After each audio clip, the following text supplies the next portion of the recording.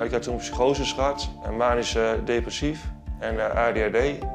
Toen is de relatie uitgegaan en toen ben ik mijn werk nog kwijtgeraakt. En ik ben uit de structuur geraakt. En toen ben ik mijn medicijnen toen ben ik niet meer goed gaan slikken. En ben ik toen met dwangbevel eigenlijk ongeveer opgenomen. Als je uit Frensje komt, zoals ik, dan ben je de grut mooi worden. Patiënten in het strijdbeeld, heel gewoon. Maar het lijkt het wel dat heel iets minder gewoon is. Hoe kan dat? Worden patiënten heftiger?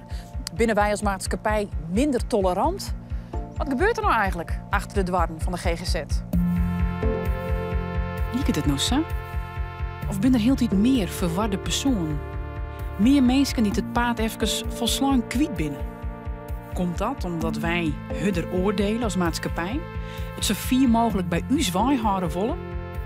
Feit is dat 1 op de 4 een psychische stoornis krijgt. En dan? Ik ben 16 jaar doe ik skiermaken in de gebouwen van de GGZ. En een van de verhalen is me altijd bijbleun. Dat wie van een mandje, ik zie hem nog van me, maar hele grutte handen. En die zei, Miranda, ik hield helemaal van me koor. En toen verleer ik mijn vrouw. En zo'n die tijd krijg ik het gewoon net mijn van me koor. En dat was het moment dat ik dacht, ja, zo kan nu alle jaren komen. En misschien is er ook wel wat mijn fascinatie van de psyche van de mens begon. Hoe dan ik, in deze serie praat ik met de patiënten van nu en de hulpverleners in de psychiatrische zorg. Ik ben in de Flinter, in Frensje, een high-intensive care afdeling met 30 mensen achter slettendwarren. Hier moet ik Bram. Iedereen heeft een eigen kamer, een eigen sleutel. Oké. En een eigen badkamer. Oh, dat is wel lekker. Ja, zeker. Ja. Kijk, dit is het. Dit is het. Best een muziekman, zeker? Ja. Ja. Ja. Ik hou van een beetje muziek, ja. Ja, dat vind ik belangrijk, een beetje muziek op de kamer. Ja. Ja, het is wel, ja, het is, je hebt alles, je krijgt hier eigenlijk alles, beddengoed en handdoeken en eten en drinken, dus eigenlijk heb ik niet zoveel te klagen. Ik Bram mocht in het begin net alleen naar boeten. Zo'n oranje afdeling voel ik me heel erg opgesloten, want je moet daar binnen roken en ja, je kunt niet echt, de deur wordt vaak dicht gehouden. Dus ja, ik vond het wel heel moeilijk, maar het was wel echt nodig.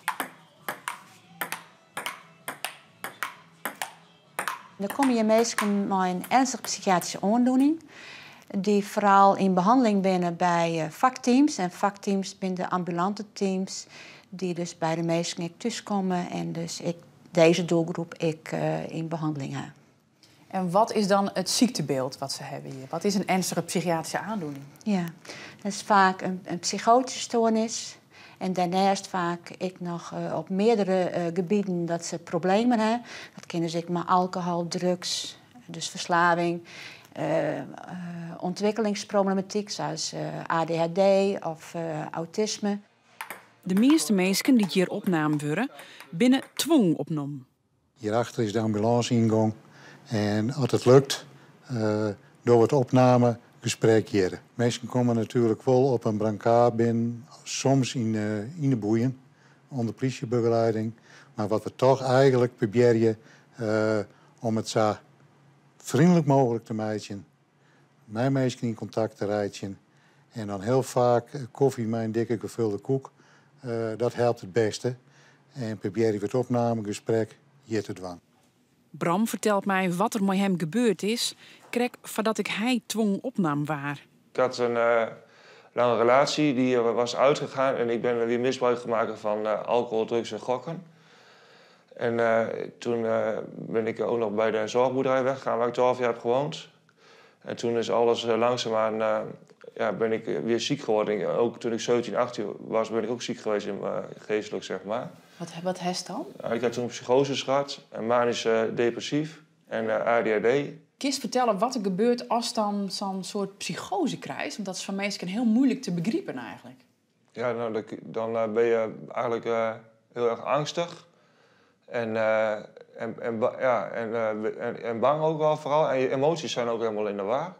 De ene keer ben je al verdrietig en dan boos. En je kunt ook huilen. Maar je hebt verschillende...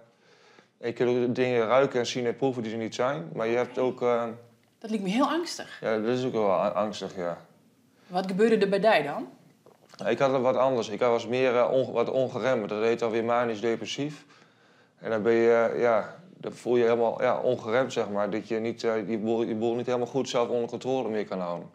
Heel veel praten en dingen, eigenlijk dingen denken dat je heel veel geld hebt, terwijl het niet zo is. En dat soort rare dingen, ja. Toen dacht je van, ik heb een heel soort geld. Ja. Wat wie je net zo? Nee, dat was niet zo, nee. Nee, dus het was best wel heftig, ja. Ja. En ben we toen met dwangbevel eigenlijk ongeveer opgenomen. Ja? Vanuit dwangbevel via de burgemeester dat het niet meer kon. En ik heb allemaal dingen gedaan waar ik ook wel spijt van heb, eerlijk gezegd. Maar ja. Wie is een gevaar voor diezelf dan, Bram? Dat dat dwong moest? Nou, uiteindelijk wel. Uiteindelijk wel alleen, ja. Maar dat is nu weer over. Door de goede medicatie en goede hulp en zo. Maar je hebt jezelf niet... ik denk dat je jezelf wel alles onder controle hebt, maar ja, je bent gewoon de realiteit een beetje kwijt, zeg maar. In je hoofd denk je gewoon dat het gewoon allemaal nog normaal doorgaat. Maar je weet wel dat je ergens anders bent, maar je kunt het niet helemaal... ze moeten het eerst onder controle krijgen, wel met medicijnen en gesprekken, ja.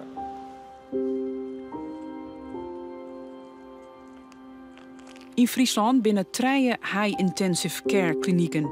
Een nieuwe wijze van werken binnen de GGZ. De Vlinter in Frensjer is zo'n oordeel hier zo'n high-intensive care kliniek. En er zijn extra mensen voor ondernaam.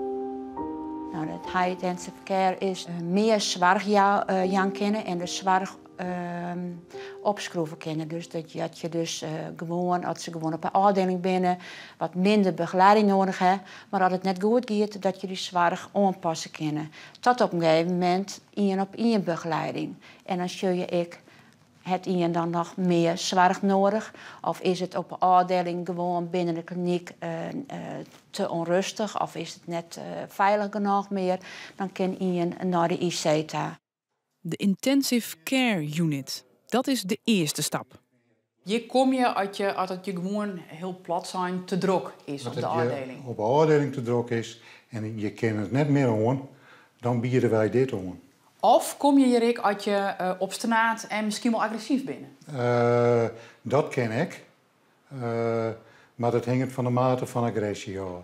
De patiënt zit in principe je net alleenig en proberen wij dus zo vol mogelijk je bij de patiënt te wezen.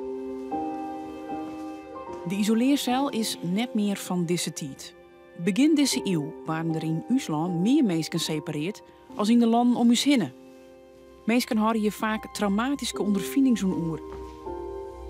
Er is zo'n periode inzet op minder separatie. Dus als het nou misdriegen te gaan, komt er jeder meer zorg.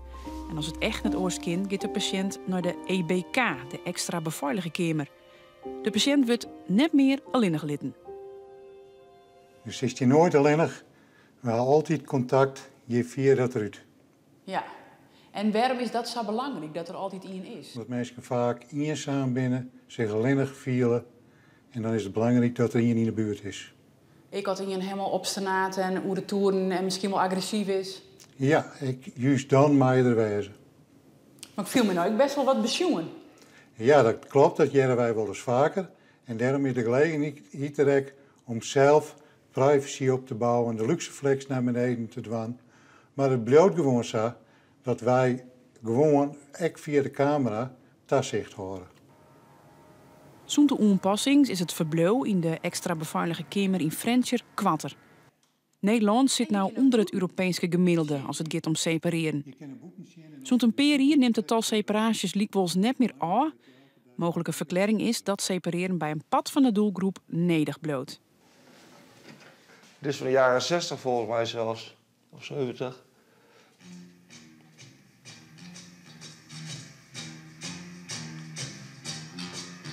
Oh, dit vind ik wel leuk. Ja, dan zit ik hier een beetje muziek te luisteren zo. Dan komt hij zo, denk ik. Oh ja. Ja. Net wat voor stemmen je hier bent. Ja, dit is toch leuk, hè? Ja, dat vind ik leuk, ja. Zo, zo eruit, hè. Zo, nou. Zo vermaak ik mezelf ook een beetje muziek luisteren. Ja, van alles wat, een beetje, ja. Ja. En hier ontspan ik wel meer van. Dat merk ik nu ook tijdens het filmen. Dus. Ik zit toen in eigen, ja. Die Ja. wist rustiger van. Hè? Ja. Of relaxter, zeg Ja. maar. Ja, maar het ligt er wel aan wat voor stemming ik ben. Dus ja, Ja. wat voor soort muziek ik draai Ja. natuurlijk. Ja. En hoe is het nu met de medicijnen? Is alles nu zoals het moet? Of Ja, ik ben bijna helemaal afgebouwd. van de Dus, lithium, hè? ja, lithium, ja. En dat bevalt ook goed, ja. Mooi. Ja. Wat wij nou wel vooral zeggen is dat de problematiek toch wel complexer wordt. Dat het toch volle meer tijd kost om de juiste behandeling dan te vinden. En dat het ook volle langer wordt dat iemand dan herstelt. Patiënten krijgen medicatie, therapie, een goed dag-nachtritme Ja, zo gaat het een beetje. en dagbesteding. Ja, gewoon een beetje lekker bezig zijn en vieze vingers en een dagbesteding. Dus voor mij ook belangrijk om uit dag te kunnen komen, of uit bed te kunnen komen. Dat je elke dag hier moet zijn. Om 8:30 beginnen we hier. Ja. En dan, dat is wel fijn dat je doel hebt om uit bed te komen. Bram is haast kleermachineopname. Het giet een stuk beter met hem.